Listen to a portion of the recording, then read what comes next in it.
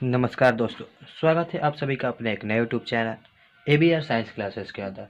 तो दोस्तों, जैसे कि हमने पिछली वीडियो में संयोजन अभिक्रिया, वियोजन अभिक्रिया और साथ में साथ और भी बहुत सी चीज़ों का अध्ययन किया था, और इस वीडियो के अंतर्गत हम लोग बात करने वाले हैं कि विस्थापन अभिक्रिया किसे कहते हैं, यानी कि विस्थापन अभिक्रिया क्या है। तो दोस्तों, वीडियो शुरू करने से पहले आपसे एक छोटा सा रिक्वेस्ट है कि यदि आप मेरे वीडियो पर पहली बार आए हैं तो वीडियो को पूरा देखिएगा, और यदि आपको ये वीडियो अच्छी लगती है तो चैनल को सब्सक्राइब जरूर करिएगा। तो चलिए दोस्तों, बिना टाइम वेस्ट के वीडियो को शुरू करते हैं। तो दोस्तों, यहाँ पर है विस्थापन अभिक्रिया। तो विस्थापन अभिक्रिया क्या है दोस्तों? तो विस्थापन अभिक्रिया वैसा अभिक्रिया जिसमें किसी यौगिक में उपस्थित किसी परमाणु या परमाणुओं के समूह को किसी दूसरे परमाणु द्वारा विस्थापित कर दिया जाता है।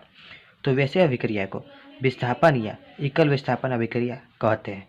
कहने का मतलब है दोस्तों कि विस्थापन अभिक्रिया वैसा अभिक्रिया होता है जिसमें कि किसी यौगिक में उपस्थित परमाणु को किसी दूसरे परमाणु के द्वारा विस्थापित कर दिया जाता है, यानी कि अलग कर दिया जाता है।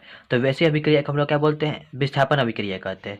जैसे मैं दोस्तों यहाँ पर यदि एग्जाम्पल की बात की जाए तो यहाँ पर आप देखिएगा कि यहाँ पर जो एग्जाम्पल ली गई है, यहाँ पर दिखाया गया है कि यहाँ पर जो आयरन है वो क्या कर रहा है, कॉपर सल्फेट के यौगिक से, कॉपर सल्फेट के यौगिक से ये जो कॉपर परमाणु है, इस कॉपर परमाणु को क्या कर रहा है, विस्थापित कर दे रहा है, अलग कर दे रहा है। किससे?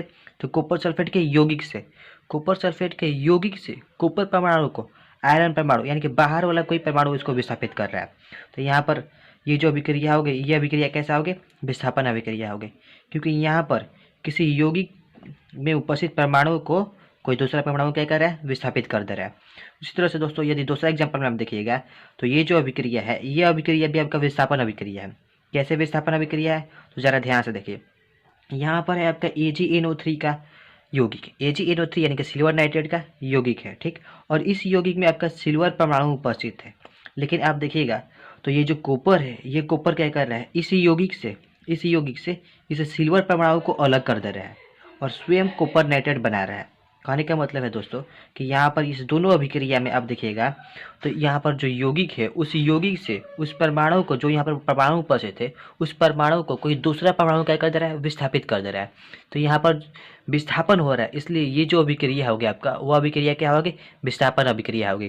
क्योंकि विस्थापन अभिक्रिया वैसा अभिक्रिया है जिसमें किसी यौगिक में उपस्थित किसी परमाणु या परमाणुओं के समूह को किसी दूसरे परमाणु के द्वारा विस्थापित कर दिया जाता है।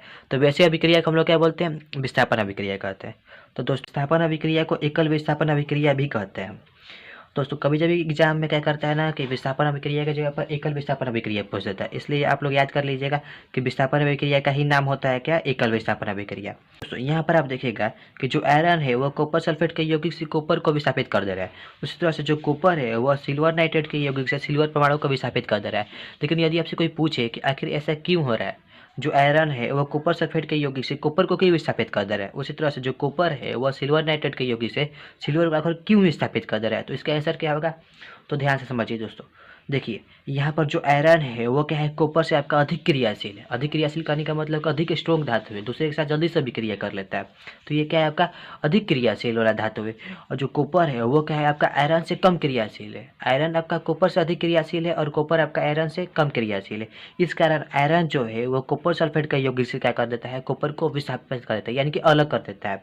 उसी तरह से दूसरा एग्जाम्पल में आप देखिएगा तो जो कॉपर है वो आयरन से भले ही कम क्रियाशील है, कॉपर आयरन से कम क्रियाशील है, लेकिन जो कॉपर है वो क्या है, आपका सिल्वर से अधिक क्रियाशील है। कॉपर आयरन से कम क्रियाशील है, लेकिन कॉपर सिल्वर से अधिक क्रियाशील है। इसलिए जो कॉपर है वो क्या करता है, आपका सिल्वर नाइट्रेट के यौगिक से सिल्वर परमाणु को विस्थापित कर देता है। तो दोस्तों, यहाँ पर आप समझ में आ गया होगा आपको कि यहाँ पर आयरन आपका कॉपर सल्फेट के यौगिक से कॉपर को क्यों विस्थापित कर रहा है, क्योंकि यहाँ पर जो आयरन है वो कॉपर से क्या है, आपका अधिक क्रियाशील है। इस कारण आपका आयरन कॉपर सल्फेट के यौगिक से कॉपर को विस्थापित कर दे रहा है।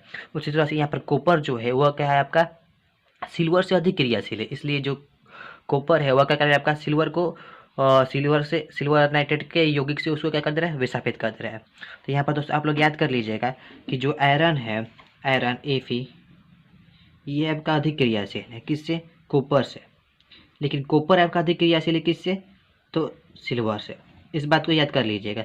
ये जो श्रृंखला है, ये जो श्रेणी है बहुत आगे भी होता है अभी आप लोग खाली इस 3 को याद कर लीजिएगा कि आयरन सबसे अधिक है, उसके बाद कॉपर है, उसके बाद सिल्वर है। इन तीनों में सबसे अधिक कौन क्रियाशील है? तो आयरन, उसके बाद कॉपर और सिल्वर। तो दोस्तों पर आपको विस्थापन अभिक्रिया समझ में आ गया होगा। विस्थापन अभिक्रिया क्या होता है? तो विस्थापन अभिक्रिया वैसा अभिक्रिया है जिसमें किसी यौगिक में उपस्थित किसी परमाणु या परमाणुओं के समूह को किसी दूसरे परमाणु के द्वारा विस्थापित कर दिया जाता है। तो वैसे अभिक्रिया को हम लोग क्या बोलते हैं? विस्थापन या फिर एकल विस्थापन कहते हैं। तो दोस्तों आई होप कि आपको ये वीडियो अच्छी लगी होगी। यदि आपको ये वीडियो अच्छी लगी हो तो वीडियो को लाइक कर दीजिएगा, चैनल को सब्सक्राइब कर दीजिएगा और तो इस चैनल को शेयर भी कर दीजिएगा ताकि और भी लोग इस चैनल से जुड़ सकें। तो दोस्तों मिलते हैं एक नई वीडियो के अंदर।